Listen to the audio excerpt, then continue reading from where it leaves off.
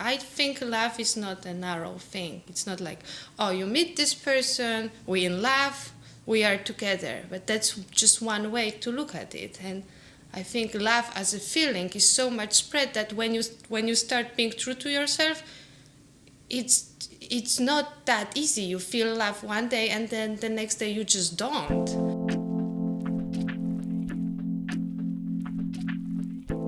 There was this nutcase. Her name is London, and she doesn't know which end is up, but she always seems to come up on top. But the thing is that when we ever get together, she always walks out of me, and I say, "Oh my God, thank God." And then when I leave the restaurant, she's always waiting for me. And after the argument, she'll call me up. Well, she doesn't call me this year. She'll call me next year. And there's not much I can do about it.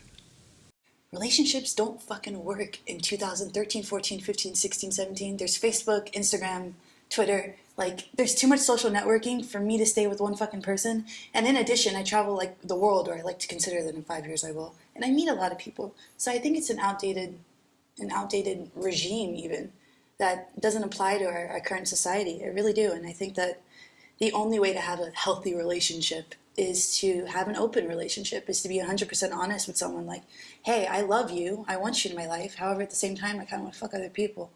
And that other person should be cool with it and be like, all right, I understand that. I don't want to know who you're fucking, but as long as you're happy and you still want me at the end of the day, what's the problem? My stepmom asked me lately about this boy who I just threw out from my house. He moved in with me to Warsaw. And I was like, no, it's too much. You're too romantic. I'm done with that shit. I want to have a stable life. Like, don't tell me about your feelings every day. And I threw him out. After 2 weeks, it took me no trouble whatsoever. I said, it's not working, you have to go. And he packed his whole apartment in Seattle to be with me because we were madly in love before. And I'm like, no, I'm done with this love shit. And apparently, I'm not even done with that. And it was so easy to make this decision that I'm done. And I felt so wise and strong. I'm like, this, we tried to work out this fantasy, but the reality hit us. The fantasy doesn't work anymore. And it felt good to know that because then I knew where I am. And then the fantasy approaches me again. And I was talking to my stepmom yesterday. And she's like, what is it? What's the feeling? Please describe me. Is it melancholy? Do you miss him? Are you sad? I'm like, no, it's neither of the above. It's not that I miss what we had because we can still have it. It's there, it's out there. He's like on call in a beautiful way. And I was trying to come with what is this feeling? And then I came with a comparison that is like with a little balloon flying above you. And it's just a balloon. But the feeling is like, do I want to grab it? Or I want to let it go. It's like, and what if I grab this balloon? Or what if I let it go? Because I'm perfectly happy without the balloon. And that's the problem. I'm perfectly happy. So people would think that it's a great thing, but sometimes it's a problem. My friend Iman calls them the fables because he feels like they're always the same story of me meeting someone and, oh, I like him, oh, he's really nice.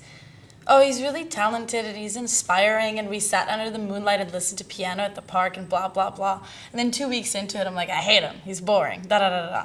So here I am coming from Kansas into the big city, and I somehow meet this girl on MySpace back in the day. This was before Facebook. No, this is before, it was on Friendster, before MySpace. There was this German DP who hit me up on Instagram like 2 months ago, I think, or 3 months ago.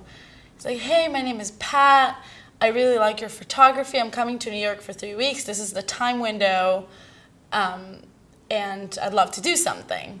And she was like, hey, you're cute. Let's hang out. And so I'm like, all right, sure. I just moved here.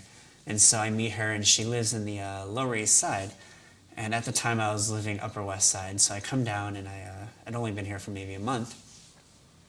And she's the epitome of cool. Like, she is this artist, and she's got this kind of the way she dresses. It's just I'm like, wow, and just mesmerized by her. So I met up with him when he was in New York, and we planned what we're gonna do together. Anyways, we ended up hooking up, and he ended up moving into my basement for the last 2 weeks that he was here.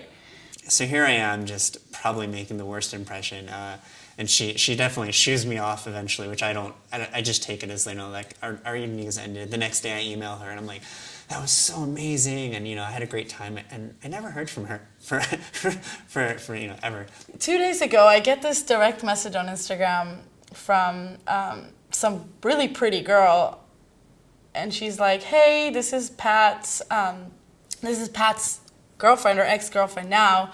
I just want to let you know that this whole time he's had a girlfriend, he's lied to you, and he was also hooking up with this other girl who lives in New York. And it's just who I know. And it was just really funny because he's like a 4. Without tattoos, he's like a 2. He shoots on a fisheye and like lying to these 3 girls that are all too good for him. And it was just really funny. I'm not hurt or anything like that. I didn't like him like that. But I was just surprised, like, just the audacity of him, you know, doing that. I've dated some crazy fucking people in other news about relationships. I dated a French guy who was like all different types of absurd. And it was just, honestly, in retrospect, it was just because he was hot and rich. But at the time, I thought I really loved him. And turns out he was abusive and crazy. So that was fun to know. And right after that, I dated another French guy who was timid and never told me anything. And we dated for 10 months and couldn't tell me he loved me. You know, like that type of shit. But at the end of the day, I just explained why the fuck are we doing relationships. It's ridiculous that I was even in these stupid conundrums. And I refuse to do it anymore. As of this video. No more fucking relationships. I'm over it. But hurt. I don't apply very well to the idea that you love somebody and this person loves you, and then you kind of serve the love purpose.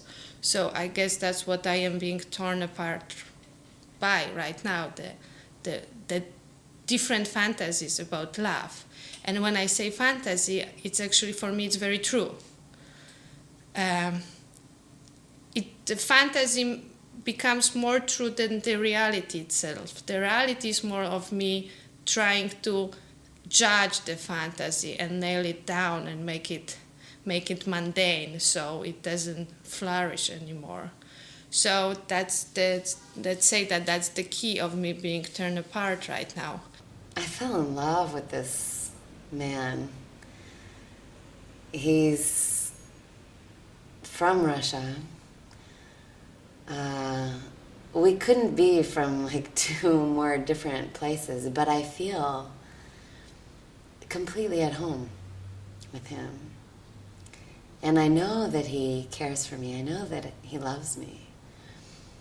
But he makes no promises. Still, I think he will never leave Russia. And it's interesting. Like, where will this go?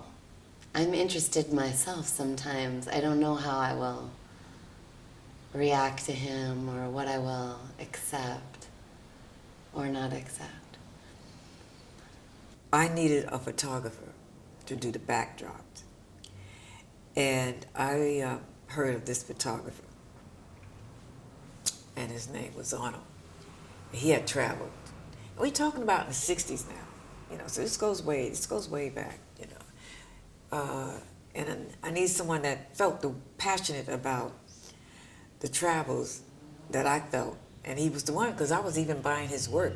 I had big blow-ups in my loft apartment uptown of his work. I never met this guy before. I met this girl at a party on my rooftop. She's my neighbor. And we talked all night.